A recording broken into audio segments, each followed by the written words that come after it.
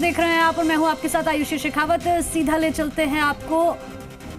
जनता party ने आज अध्यक्ष जी को इस बारे में कहा, इसको लटकाए मत रखिए। आपको जो भी जानकारी करनी है, जिस तरह की जानकारी करनी है, जो निर्णय लेना है, निर्णय लेके जनता के सामने रखो, ताकि जनता वस्तु स्थिति को समझ करके इस विधानसभा के 15वीं विधानसभा की क्या स्टेटस है, ये कम से कम जनता के बीच में जाए। और हमारा आग्रह यह है कि जो इच्छा जाहिर कर देने मात्र से ही त्यागपत्र स्वीकार हो जाता है। अगर उसमें अरंतु परंतु लगाया, मैं इस कारण से दे रहा हूँ, मैं यूँ दे रहा हूँ, तो उसकी तो जांच हो सकती है। जिसमें एक लाइन का अगर प्रस्ताव है और व्यक्तिगत प्रस्ताव है कि मैं सदन का त्याग करता हूँ, इसका मतलब स्वीकार होना ही है। लेकिन उसको भी एक लंबी प्रक्रिया में, क्योंकि निर्णय तो अध्यक्ष के द्वारा ही होता है, उस निर्णय को इतना लंबा डालने से राजस्थान में अराजकता की स्थिति बनी हुई है। उसके विरोध में भारतीय जनता पार्टी ने इतने दिन से इंतजार कर लेने के बाद लगा है कि राजस्थान का भविष्य क्या होगा कुछ पता ही नहीं लग रहा है।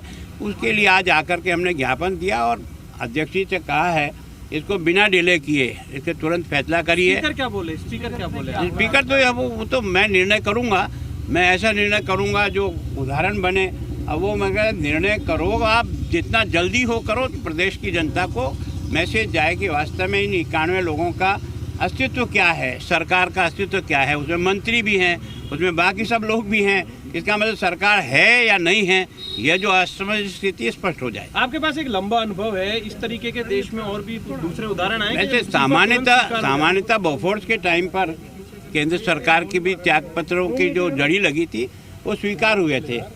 और भी स्टेट में जो इस प्रकार की मंशा से जिसने त्यागपत्र दिया उनका स्वीकार हुआ।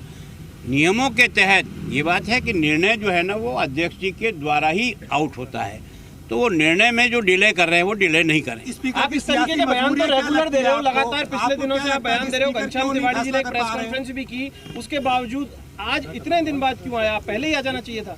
मैं सोचता था, हमने इंतजार किया कि अध्यक्ष जी का कोई निर्णय आ जाएगा, लेकिन निर्णय जब नहीं आया और असमंजस की स्थिति में राजस्थान झूल रहा है, तो हमारा दायित्व बनता है कि सरकार की स्टेटस क्या है वो अध्यक्ष जी के निर्णय पर निर्भर करता है। राष्ट्रीय अध्यक्ष कांग्रेस के जो है उनका निर्णय आना है, उसके ठीक एक दिन पहले आप इतने एक्टिव हुए।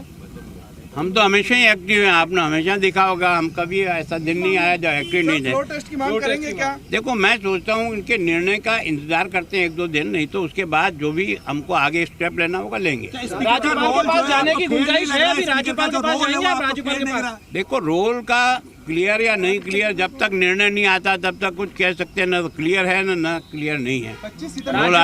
राज्यपाल के पास जाएंगे? राज्यपाल के बाद की स्थिति है, ये तय करना सदस्यों की सदस्यता के बारे में राज्यपाल का अधिकार क्षेत्र नहीं है, ये सीधा स्पीकर का अधिकार। क्या पता चला है कितने लोगों ने इस्तीफा दिया? स्पीकर साहब की कार्यशैली को लेकर क्या कहेंगे? क्या कुछ संदेह है जो आपको आना पड़ा है?